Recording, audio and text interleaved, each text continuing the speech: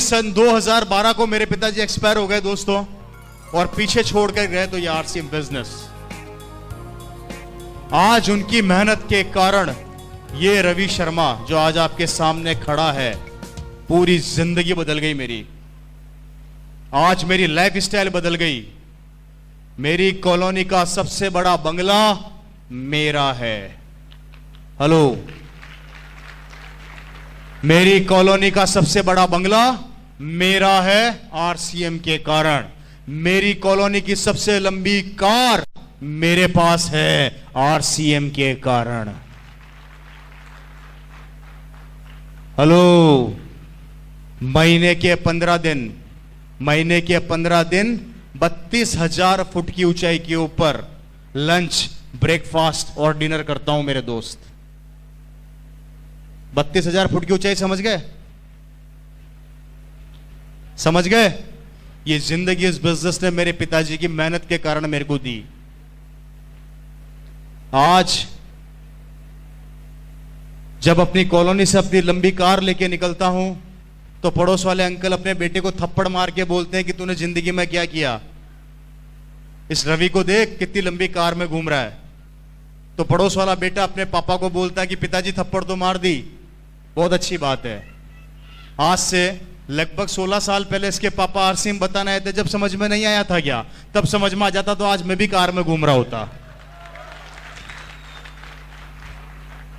इस बात से यह समझाना चाहता हूं कि आज अगर आरसीएम समझ में आ गया तो भविष्य में आपका बेटा कार में घूमेगा। लेकिन अगर आज आरसीएम समझ में नहीं आया तो याद रखना, किसी की लंबी गाड़ी देखोगे और अपने बेटे को यही कहोगे कि तेरे पापा के पास भी आरसीएम आया था, तेरे पापा ने नहीं किया, उसके पापा ने कर लिया, आज उसकी जिंदगी बदल गई, वो लंबी कार में घूम रहा है। मेरे भाई, ये आज मेरी कॉलोनी के अंदर होता है। मेरी कॉलोनी का सबसे बड़ा बंगला मेरा है, सबसे लंबी गाड़ी मेरे पास है। जिंदगी बदल के रह गई, लेकिन आज पड़ोसी वही काम कर रहा है जो पिछले 16-17 साल पहले करता था। आज भी नौकरी पर जाता है और नौकरी से आता है, और हम 15 दिन काम करते हैं और 15 दिन आराम करते हैं। यह है आरसीएम बिजनेस की ताकत, जो आपकी जिंदगी को बदल के रख देती है मेरे दोस्त। बताइए, डिसीजन लेना चाहिए या नहीं लेना चाहिए? काम करना चाहिए या नहीं करना चाहिए? नहीं करोगे तो करोगे क्या? आप बता दो। आरसीएम नहीं करोगे तो क्या करोगे? जो कर रहे हो वही करोगे, राइट? और जो कर रहे हो उससे जिंदगी बदलती है, तो मैं खुद कहता हूं आरसीएम मत करो। लेकिन अगर उससे जिंदगी नहीं बदलती है तो मैं कहता हूं कि आरसीएम कर लो। खोने के लिए कुछ नहीं है, पाने के लिए बहुत कुछ है। आपको करोड़ों रुपए नहीं लगाने, आपको अरबों रुपए नहीं लगाने, आपको कुछ भी नहीं लगाना, आपको डिसीजन बदलना है। मेरे दोस्तों, बचपन से हल्दी, धनिया, मिर्ची, तेल खाते आ रहे हैं। बचपन से हमने खरीदा, हमारे से पहले हमारे दादा ने खरीदा, उनके परदादा ने खरीदा। आज तक जो भी सामान खरीदते आ रहे हो, किसी न किसी को करोड़पति बनाते जा रहे हो। सही कह रहा हूं या गलत कह रहा हूं जी? कहां से लेके आते हो सामान? बाजार से। थोड़ी सी पिक्चर दिखाता हूं, थोड़ी सी ध्यान से देखिएगा। इसको आगे आ जाएगा एक बार, इसको आगे ले आइए। भैया, नींद तो नहीं आ रही है आप लोगों को? बात समझ में आ रही है कि नहीं आ रही है मेरी? हेलो, आपको इसका थोड़ा सा मार्केटिंग प्लान समझाने की कोशिश कर रहा हूं, ध्यान से देखिएगा, बड़ी प्यारी चीज है। आप लोगों को यह बताया गया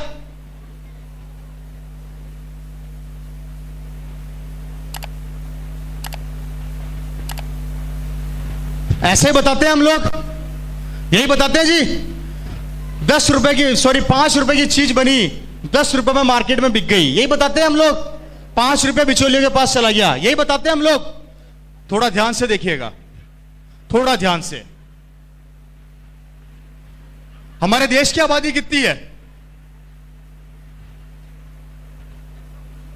120 करोड़। थोड़ा ध्यान से देखिएगा। आपको इस 5 रुपए की ताकत को दिखा रहा हूं। ये 5 रुपया क्या काम करता है? हमारे देश की आबादी है 100 करोड़, राउंड फिगर में ले लेते हैं। आप रोज सुबह उठते हो, सब उठते हो, सबसे पहले क्या करते हो? ब्रश। कहां से लाते हो? मार्केट से, बाजार से कितने रुपए का आता है? 20 रुपए का आता होगा। हेलो, 20 रुपए का आता है जी। 20 रुपए का ब्रश आप लोग सब रोज सुबह उठते हो और बाजार से लेके आते हो। आपने कितना रुपया ज्यादा दिया? 20 रुपए की एमआरपी का ब्रश है, आप बाजार से लेकर आए, आपने कितना रुपया ज्यादा दिया उस ब्रश पे? 10 रुपया। कितना ज्यादा दिया जी? 10 रुपया। थोड़ा ध्यान से देखिएगा, आपने 10 रुपया ज्यादा दिया और 100 करोड़ की आबादी रोज सुबह ब्रश करती है। 100 करोड़ की आबादी इंटू 10 रुपया इज इक्वल टू 1000 करोड़ रुपया हमारी जेब से निकल गया।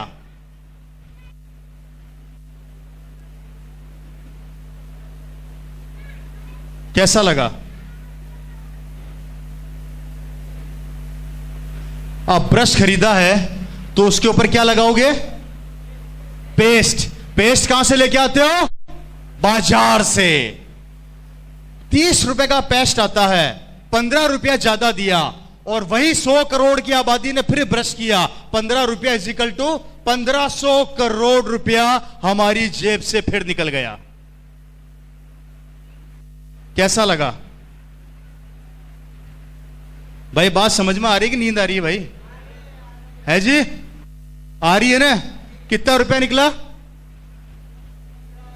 आप नहाते भी होंगे, साबुन कहां से लाते हो?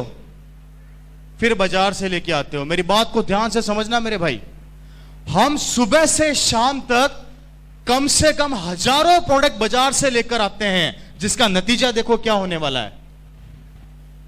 100 करोड़ की आबादी साबुन बाजार से लेके आती है। अगर 20 रुपए का साबुन आता है तो आपने फिर 10 रुपया ज्यादा दिया, इज इक्वल टू 1000 करोड़ रुपया। इससे आगे नहीं बताऊंगा। अगर सारे दिन की कैलकुलेशन बता दी तो पागल हो जाओगे।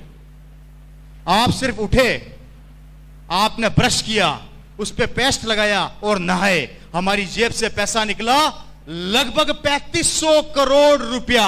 और ये 3500 करोड़ रुपया निकल के इन बिचौलियों की जेब में चला गया, जिसका नतीजा है ये लोग बड़े बड़े बंगलों में रहते हैं, बड़ी बड़ी गाड़ियों में घूमते हैं, इनके बच्चे बड़ी बड़ी स्कूलों में पढ़ते हैं, ये लोग विदेशों की यात्रा करते हैं। गरीबी क्या होती है इन्हें नहीं पता होता। इनके बच्चे बड़ी बड़ी स्कूलों में जाते हैं, ये जिस चीज पे हाथ रखते हैं इनकी हो जाती है। और आप और मैं जो इनको ये करोड़ों रुपया देते हैं, यहीं पे पड़े पड़े सड़ते रहते हैं, मरते रहते हैं, समझौता करते रहते हैं, लोगों के आगे गिड़गिड़ाते रहते हैं, भीख मांगते रहते हैं, रिक्वेस्ट करते रहते हैं, उधार मांगते रहते हैं, लोन मांगते रहते हैं और लोन चुकाते चुकाते एक दिन भगवान को प्यारे हो जाते हैं। यह है हमारे मार्केट का कड़वा सत्य, जिसे हम नहीं समझना चाहते।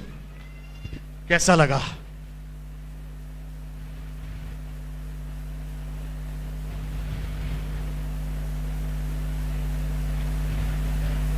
मुझे बताया गया था कि यहां के लोग भाषा नहीं समझते, कोई रिएक्शन आएगा नहीं, तो मतलब सही बात है क्या? इतना सन्नाटा क्यों है भाई? है जी? कैसा लग रहा है? मेरी बात को ध्यान से सुनिएगा। ये वो 3500 करोड़ रुपया है जो इनके पास जा रहा है और हम दे रहे हैं और हम देते रहेंगे। हमने दिया, हमारे दादा ने दिया, हमारे परदादा ने दिया, हमारे बच्चे भी देंगे और उनके बच्चे भी देंगे। देना तो पड़ेगा, देना तो पड़ेगा। और आरसीएम कहती है इस 3500 करोड़ का 40% पैसा अगर मैं आप लोगों में बांट दूं, कितना होता है जी?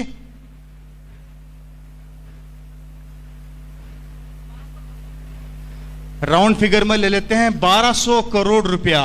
ये 1200 करोड़ रुपया अगर आरसीएम हम लोगों में बांट देती है तो हमें कहा जाता है हम पागल बनाने आ गए हैं, और दुकान वालों को कहा जाता है कि वो पागल नहीं बना रहे हैं। अब दिमाग खुद लगा लो कि पागल कौन बना रहा है।